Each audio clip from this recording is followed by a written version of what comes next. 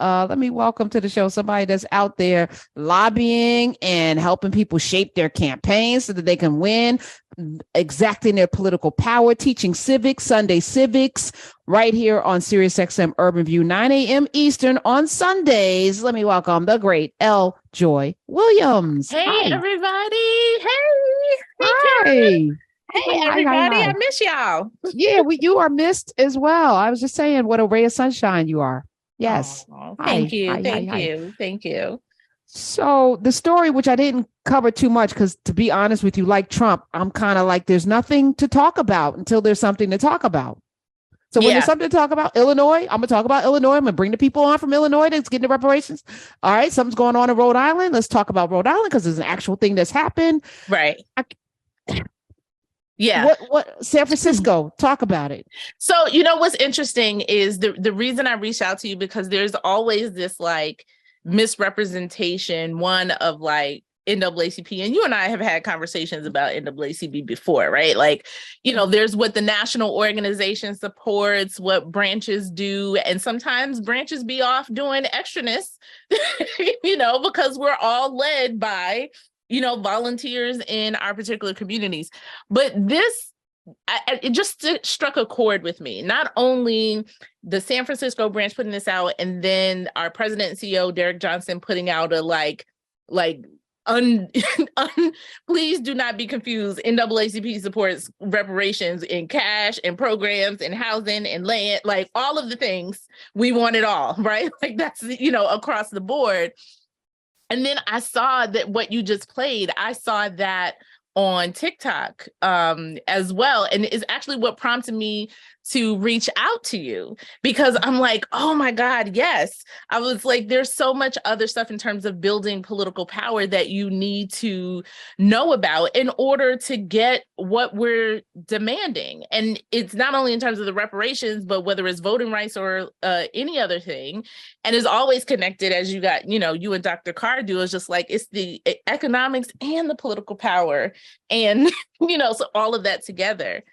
And, different states, because we live in a states' rights, environment, are going to do different things in terms of how to tackle reparations, because we are not able to move it on the federal level, similar to voting rights.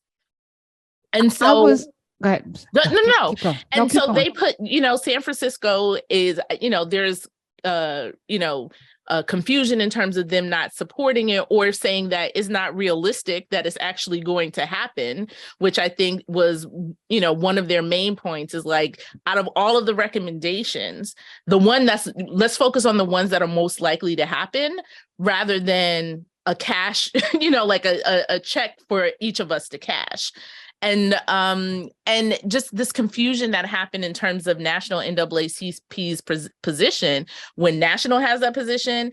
Since I've written the legislative agenda for New York State, reparations is like the top economic thing I put on the legislative agenda, right? So like all of us are focused on this, and it was just pain. I was pained that people were thinking that this organization, which focuses on, Black people, would be against reparations. Well, help me understand San Francisco's case, because I know that San Francisco, California entered our union as a free state. Mm-hmm. So reparations is usually tied to enslavement.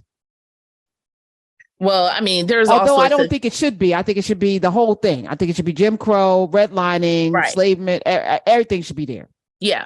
Well, I think you and Dr. Carr talks about this all the time or whatever, about the tie to it being to lineage, right? Because I think you said this before the break, that best believe if it's tied to some lineage, you're going to see them ancestry commercials with white people talking about how they connected. Yes. They connected to the enslaved, and they're going to be in line with their paperwork intact.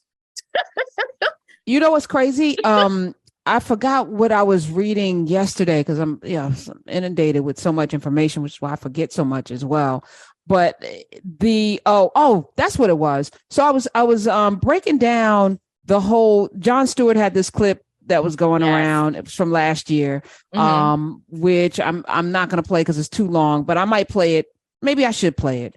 How long do you have with us? Do you have to go? I'm good. I got to pick up the baby at 5:30. Okay. All right. So let's play the Jon Stewart clip, because I was breaking down as I was doing my homework that how insidious these laws were. Mm-hmm.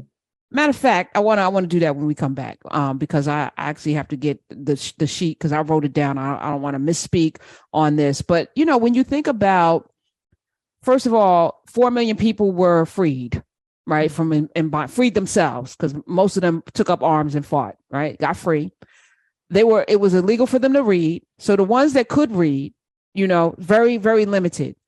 So then there are laws in place. They start a Freedmen's Bank, because those that served in the Civil War got some money. Then they said, here, put the money in this bank. With no banking for 400 years, you were money.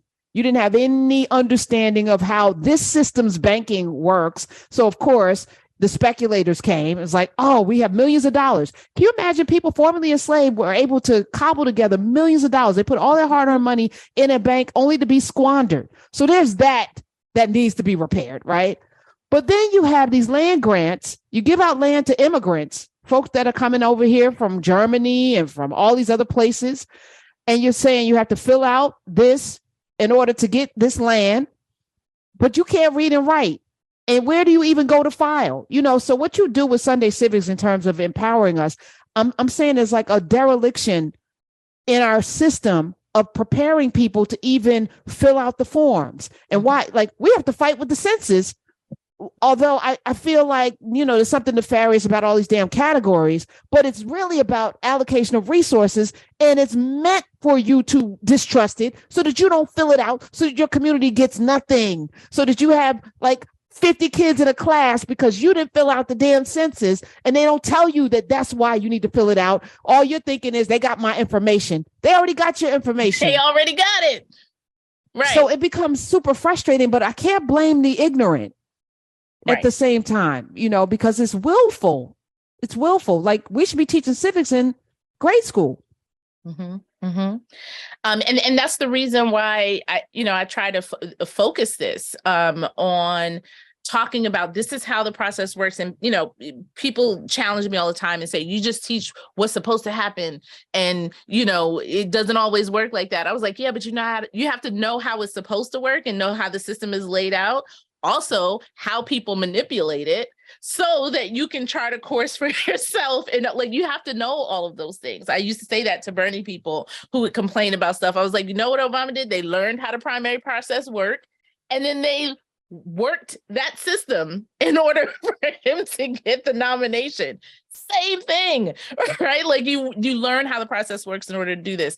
And for this, there's the state of California has a commission. I think it was the first state to do a commission on reparations. And I think San Francisco has something separate. But there's like over 50 or 60 recommendations that the panel had regarding reparations. And so their focus was, instead of focusing on this amount, and to your point, they're saying like, we entered as a free state, like there's people, people who weren't enslaved here. Let's focus on how can we put investments that would benefit everybody? Because how will you be able to identify people who were actually harmed, who were actually enslaved, who will be able to qualify for that?